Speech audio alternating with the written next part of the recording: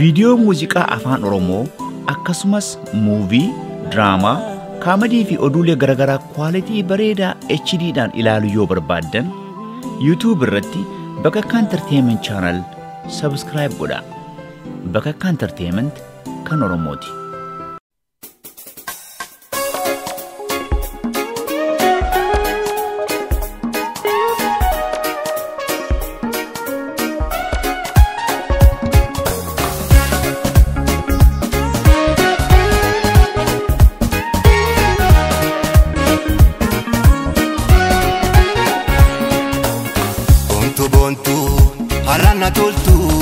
Halana taatu bontu halana toltu halana taatu dake kota te jiruna nirmaatu halala ke yaate onnena wallantu tekena ko te jiruna nirmaatu halala ke yaate onnena wallantu dake kota te halala ke yaate tekena ko te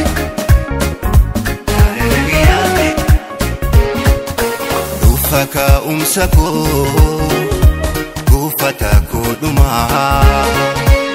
Dabbata deemsako galma kotumura Gubata onneko ola ko galgala Ofte sinna baaste garan jaalala Gubata onneko ola ko galgala Ofte sinna baaste garan jaalala Dake kota te jiruna nirmaatu jaalala ke yaate onnena wallantu Tekena ko te jiruna nirmaatu jaalala ke yaate onnena wallantu Ilaalcha ke gaarii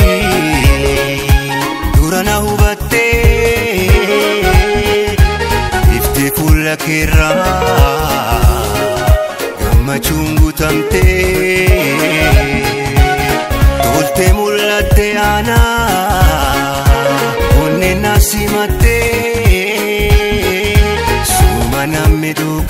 sumana miduga inargamne kanakake sumana miduga inargamu namnakake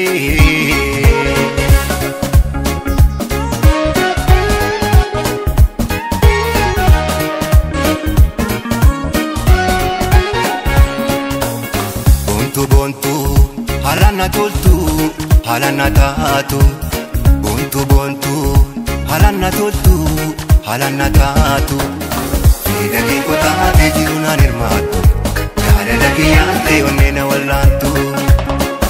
tekena ko te jiruna nirmaatu jaalala ke yaate onnena wallantu dake kota te jaalala ke yaate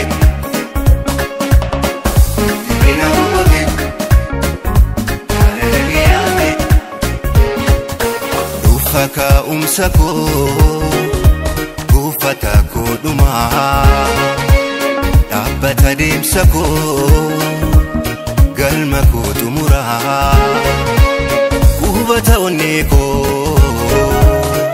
ola ko galgala Ofte sinna baaste garan jaalala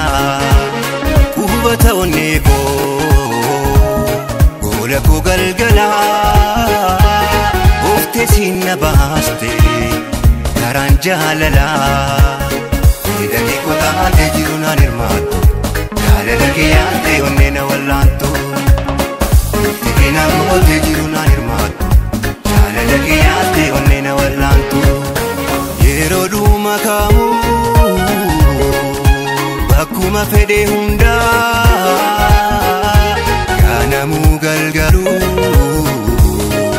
halkan ta'e guyyaa idduma ta'etu haala kamuu keessa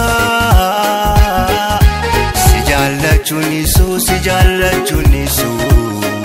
taasayyuu taasuma si jaallachuun isu abadan gonkuma